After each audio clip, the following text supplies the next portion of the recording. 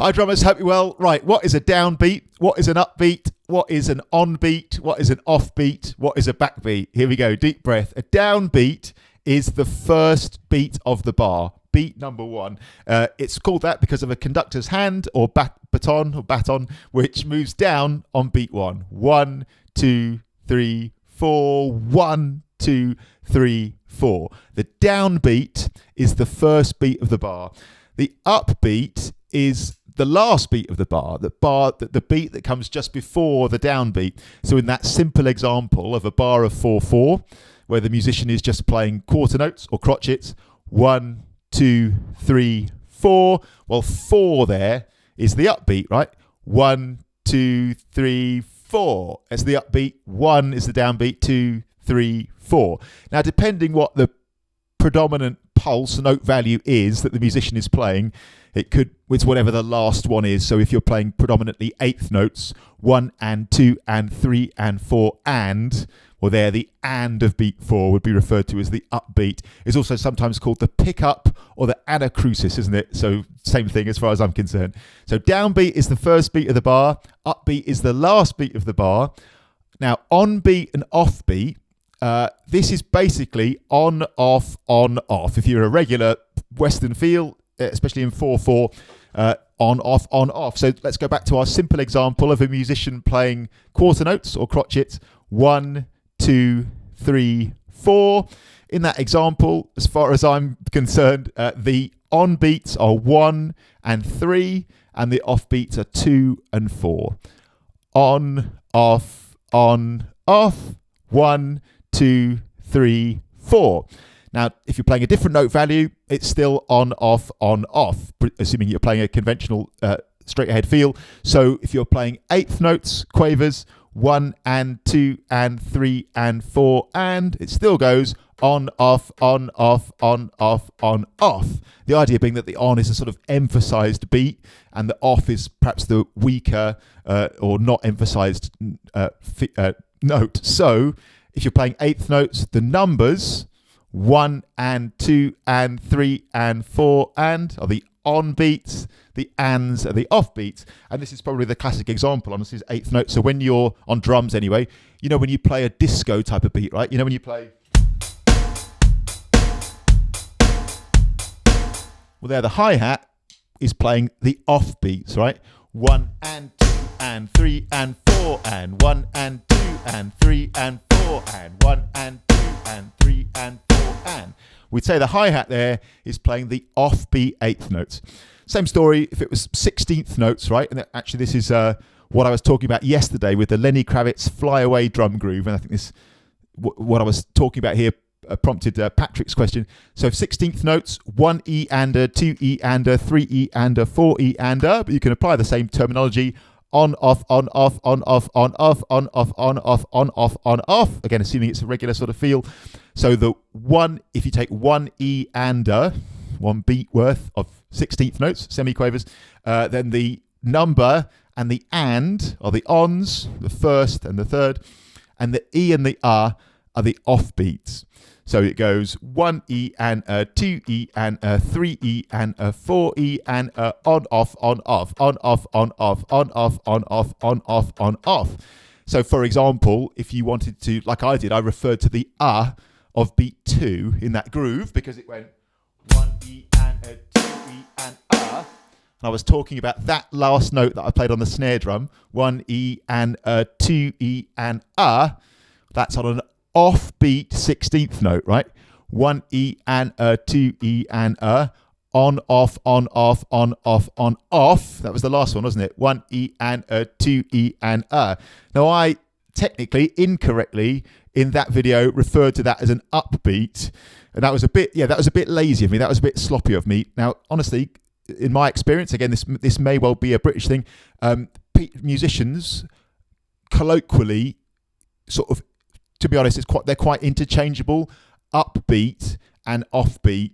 Honestly, my experience is, and I'm definitely guilty of this because I did it in the last video without thinking about it. So thanks for highlighting it, Patrick. They often use upbeat and to mean offbeat, and I did that, and that's not technically correct as far as a music dictionary goes. Upbeat is the last beat of the bar, whereas offbeat is the second and fourth, and so on. So I should have said offbeat 16th, but most musicians, if you said upbeat 16th at that point, you know, they'd get what you mean. But yeah, no, let's have it right. Let's say, I will in future endeavour to say offbeat when I mean offbeat, and only say upbeat when I mean the last beat of the bar.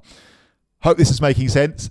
Lastly, backbeat. A backbeat is an emphasised offbeat. So the classic example of a backbeat, and the most prevalent one by a million miles in, you know, contemporary music from about 1940 onwards, 1940, 1950 onwards, when rock and roll sort of got going, R&B, rock and roll got moving, is an emphasised 2 and 4. Now remember the idea that offbeats are the second and fourth, right? As opposed to the onbeats, which are the first and the third. So in a classic example of a basic rock beat, 1, 2, 3, 4, 1, 2, 3, 4, that dirty big snare drum on 2 and 4 is an emphasised offbeat, or known as a backbeat. That's the most common example by far, you know, quarter notes, crotchets with the 2 and the 4 emphasised. But a backbeat technically does also mean any emphasised offbeat. So if you're playing eighth notes, say that you're playing like an up-tempo gospel feel, and you're writing it as eighth notes, and the snare drum hit is on the ands. So 1 and 2 and 3 and 4 and 1 and 2 and 3 and 4 and... Well, they're offbeat eighth notes, aren't they? That's still a backbeat technically, and I guess even 16th notes. Drummers, musicians don't normally refer to it as this, but it could technically mean this. So say that you're playing 16th, say that you're playing like a blast beat, right? Say that you're going 1 E and a 2 E and a 3 E and a 4 E and a, like 16ths, and the snare drum hit, the big snare drum hit is every offbeat 16th, as in on the E and the 1 E and a 2 E and a 3 E and a 4 E and a. And obviously it's quite an arbitrary decision even to write that as 16ths, but say that you had, or you were thinking of it as 16ths. 1 E and a 2 E and a 3 E and a 4 E and a 1 E and a 2 E and a 3 E and a 4 E and a. As far as I'm concerned, that is technically still a backbeat. It's an emphasised offbeat. But yeah, by a million miles, the most common use of the term backbeat means a strong hit, typically on a snare drum. Doesn't have to be, but typically on a snare drum, some kind of emphasised hit on 2 and 4. That's the basic gist of it. There's one other thing that people will definitely ask about, which is Everybody Wants to Rule the World by Tears for Fears. So let's talk about triplets for a second. I've basically dealt with just basic note values in 4/4 because I wanted to keep this video simple and brief.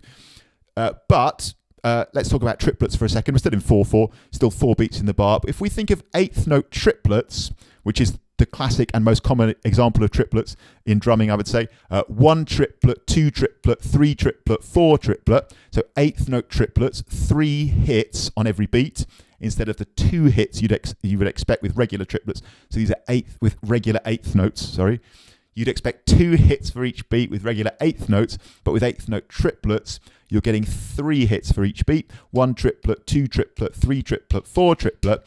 So they're the on beats. It still goes on, off, on, off, on, off, on, off, on, off, on, off. So the on beats, so to speak, in triplets would be 1 triplet, 2 triplet, 3 triplet, 4 triplet, 1 triplet, 2 triplet, 3 triplet, 4 triplet, 1 triplet, 2 triplet, on, off, on, off, on, off, on, off, on, off, on, off. You get it? So I hit the on beats. Effectively there I'm playing actually crotchet triplets, but let's not get too distracted by that. I'm playing the on beats within a pulse of quaver or eighth note triplets. 1 triplet, 2 triplet, the first and the third and so on. So on, off, on, off, on, off. Yes, in Tears for Fears, Everybody Wants to Rule the World, the hi-hat part is offbeat triplets. So triplets, again, eighth note triplets, 1 triplet, 2 triplet, 3 triplet, 4 triplet is the pulse this is based on. In this case, we play the offbeat triplets only on the hi-hat. So we miss the first one, we play the second one, we miss the third one, we play the fourth one, and so on. So we're playing every other triplet, but missing the first one, therefore offbeat triplets. Here's the pulse: 1 triplet, 2 triplet, 3 triplet, 4 triplet, 1 triplet, 2 triplet, 3 triplet, 4 triplet, triplet, 2 triplet, 3 triplet, 4 triplet. That's why it goes. triplet, 2 triplet, 3 triplet, 4 triplet, 1 triplet, 2 triplet, 3 triplet, 4 triplet, 1 triplet, 2 triplet. And that's a really cool groove. I've done a whole video about that and a playthrough of the song, in fact, which I'll link to in the description below. And that's usually a gateway into a whole world of interesting sort of time signature and rhythm stuff that drummers often go into. And from there, it's funny how often that song is the gateway into getting more deeply interested in rhythm. I think it's a beautiful combination of a great song, sort of era-defining song almost, isn't it? And some like really interesting music theory, rhythm theory going on as well. So that's that. Hope it all makes a bit of sense. One final thing I'm going to say is, I know that music is about feel. People always say, when we get into this, someone always comes in and says, "Oh, I just feel it. I don't get into all this nonsense. I just hear it. I feel it." Great. So just to be super clear, my take on this is I absolutely wholeheartedly endorse feeling your way in music. This whole game is about feel.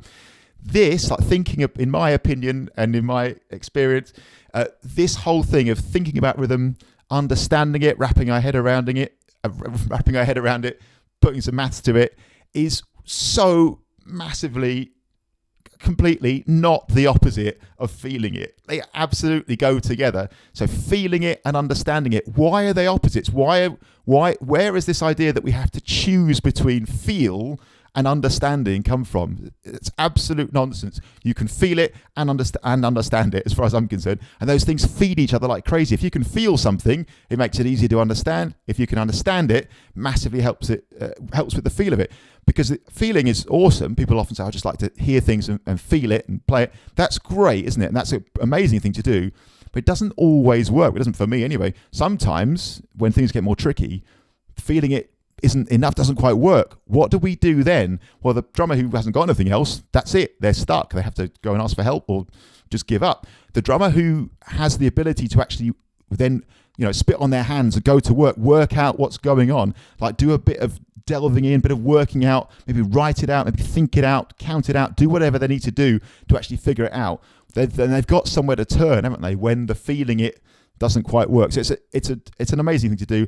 Absolute nonsense as far as I'm concerned that we have to choose in some way between feeling it and understanding it. Do both. Shout out to Patrick for a great question. And thanks for watching as always. Really appreciate it. If you've enjoyed these videos, please like, share and subscribe.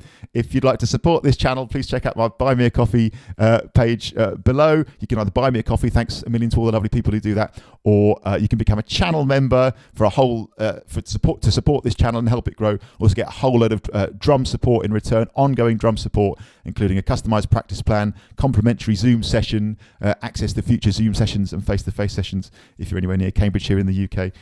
So if that sounds like it'd be of interest, details in the description below. Thanks for watching as always. See you soon. Cheers. I'll shout out to Patrick.